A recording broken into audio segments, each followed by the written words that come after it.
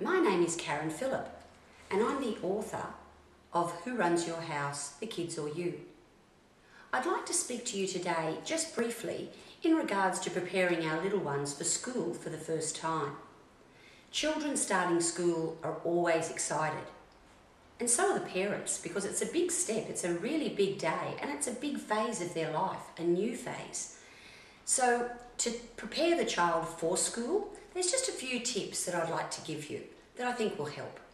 The first one is to ensure that you take the child to the school to know where they're actually going to go. And while most children do attend orientation, there's many kids that do miss out because parents work or perhaps the school doesn't even run a full orientation.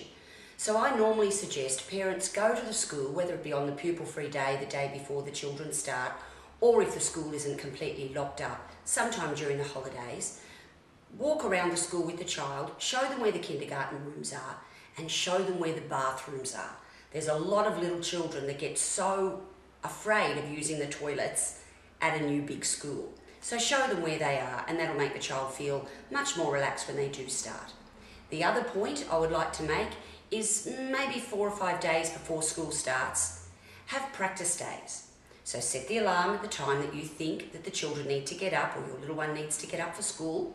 Get them up, dressed, have breakfast, brush their hair, put their shoes and socks on, do their teeth, pack the lunch and hat into their bag, all ready for their big day at school. Find out how long it's actually going to take your child to prepare for school, and adjust the rising time, if you like, accordingly, whether it be a half an hour earlier or even a little later. But the one thing I do suggest strongly to parents is do not have any television or computer games running when you're wanting your children to prepare for school, whether that's at kindergarten or pretty much any age. What we do is we need to get them up and ready and dressed, etc., with breakfast. If they may have any time, that they have spare, which is unusual, then they may be able to watch a television show or play a little game for a while. The other thing that I think is very important when children start kindergarten is the separation from mum and dad. Now that can be a really difficult time for little ones. Hopefully most of our children have been to a preschool or long daycare centre, and that will help them. However, there will be times where parents will feel very at a loss when their children go to school for the first time.